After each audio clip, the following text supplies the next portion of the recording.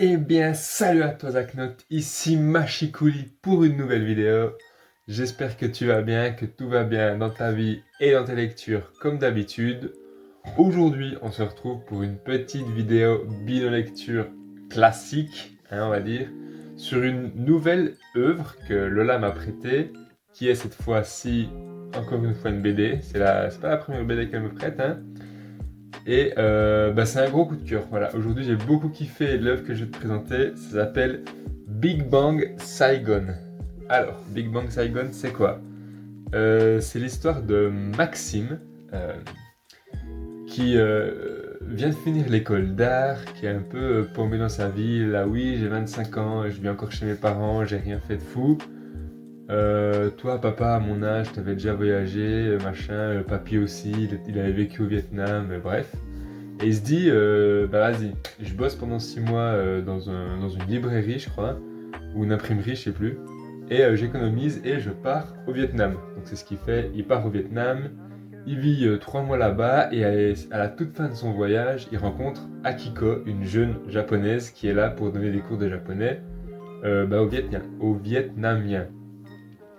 Le courant passe super bien entre les deux et du coup ils ont envie de se revoir, tu vois. Ils s'échangent les trois Messenger, non, c'était Skype, bref, un truc comme ça. Parce que ça se passe en 2003 l'histoire, hein, qu'on se mette bien ça en tête. Et ils communiquent, lui depuis la France, elle depuis le Vietnam, via Internet. Donc voilà, c'est super, ils s'écrivent des petits messages. Après, il achète une webcam, donc ils se font des petits appels visio, ils sont tout contents. Sauf que Maxime, il a qu'une envie, c'est retourner au Vietnam pour retrouver cette femme. Voilà, soyons clairs, il veut retrouver cette femme. Il la retrouve, il finit par repartir au Vietnam avec cette fois un peu plus de thunes et avec comme objectif de s'implanter là-bas, de faire des dessins, voilà, et vivre de ça. Leur petite vie se passe bien jusqu'au jour où, comme un gros connard, il la trompe, donc elle le quitte, et c'est super triste. C'est super triste qu'il la trompe, hein, pas qu'elle le quitte. Qu'elle le quitte, c'est légitime. Donc il est tout triste, il rentre en France, il est au bout de sa vie. Et au moment il se dit non mais vas-y c'est trop con, je vais retourner au Vietnam, je vais aller... Non enfin à ce moment-là elle a déménagé au Japon. Je vais aller au Japon, je vais aller chez elle et on va repartir de zéro, ça sera super. Donc il repart au Japon et Akiko elle lui dit bah c'est cool que tu sois là, je pensais bien que tu allais venir. On peut discuter, passer la journée ensemble si tu veux, mais entre nous c'est vraiment fini quoi. Donc le mec, il rentre en France tout penaud, tout triste, et voilà, c'est la fin de la BD. Alors, beaucoup de choses à en dire après ce petit résumé. Déjà, j'ai énormément aimé le style de dessin. Je sais pas comment dire, mais c'est un style assez arrondi, enfin, je sais pas comment le définir, mais j'ai beaucoup kiffé.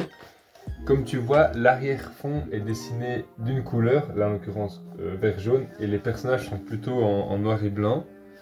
Donc vert jaune c'est quand quand ça se passe au Japon, bleu c'est quand ça se passe en France, et à la fin on a du rose quand ça se passe au Japon. Est-ce que vert j'ai dit que c'était au Vietnam ou au Japon, je ne me souviens plus. Vert c'est au Vietnam et rose du coup c'est au Japon. Donc on différencie hyper bien là où l'histoire se passe. J'adore le fait que ça soit l'arrière-plan en couleur et puis les personnages un peu dessinés par dedans. Je trouve ça hyper beau, je trouve que ça en jette.